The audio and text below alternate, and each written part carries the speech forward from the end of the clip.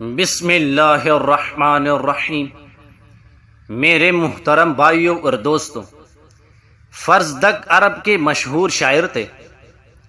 ان کو اس بات پر بجا فخر تھا کہ ان کے دادا حضرت ساسا نے کتنی ہی لڑکیوں کو اس دور میں زندہ دفن ہونے سے بچایا، جس میں اہل عرب لڑکی کے تصور سے ہی شرم محسوس کرتے تھے۔ حضرت ساسا خود ہی اپنا واقعہ بیان کرتے ہیں۔ ایک بار میں اپنی 2 گمشدہ اونٹنیوں کی تلاش میں نکلا۔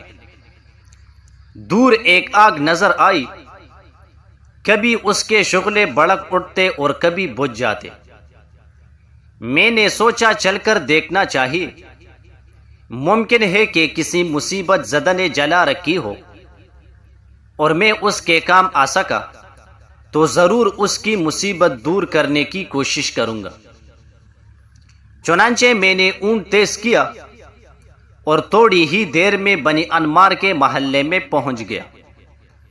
کیا دیکھتا ہوں کہ ایک بوڑھا شخص لمبے لمبے بالوں والا اپنے گھر کے سامنے بیٹا سوگ منا رہا ہے، اور بہت ساری عورتیں ایک عورت کو گھیرے میں لیے بیٹھی ہے جو درد زا میں مبتلا ہے۔ سلام دعا کے بعد میں نے ان سے معاملے کی نوعیت معلوم کی تو پتہ چلا کہ 3 روز سے یہ عورت اس تکلیف میں مبتلا ہے۔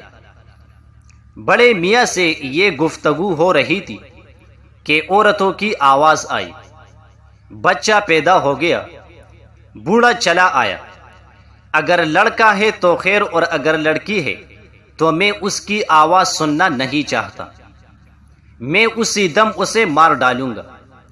میں نے بڑی لجاجت سے بڑے میاں سے کہا کہ شیخ ایسا نہ کیجیے، آپ ہی کی بیٹی ہے، رہا روزی کا سوال تو اس کو روزی دینے والا اللہ ہے۔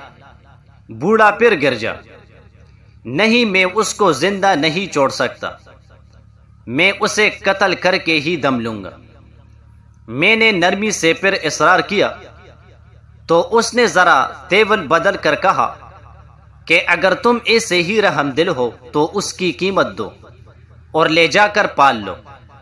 میں نے بلا تامل کہا، ہاں میں خریدنے کے لیے تیار ہوں، اور میں بچی کو خرید کر خوشی خوشی لوٹ آیا، اور میں نے اللہ سے عہد کیا کہ اس بچی کو شفقت و محبت سے پالوں گا، اور میں نے اللہ سے یہ بھی عہد کیا کہ جب بھی کوئی سنگ دل کسی معصوم بچی کو مار ڈالنے کا ارادہ کرے گا، میں ہرگز اس کو ایسا نہ کرنے دوں گا، قیمت دے کر اس بچی کو حاصل کروں گا اور نہایت پیار و محبت کے ساتھ اس کی پرورش کروں گا۔ پھر یہ سلسلہ چلتا رہا یہاں تک کہ اللہ تعالیٰ نے حضرت کو مبعوث فرمایا۔ اس وقت تک میں نے 94 بچیوں کو ظالم باپوں کے چنگل سے بچا چکا تھا، اور پھر تو جناب نبی کریم علیہ السلام نے اس لعنت کو ہمیشہ کے لیے ختم کر دیا۔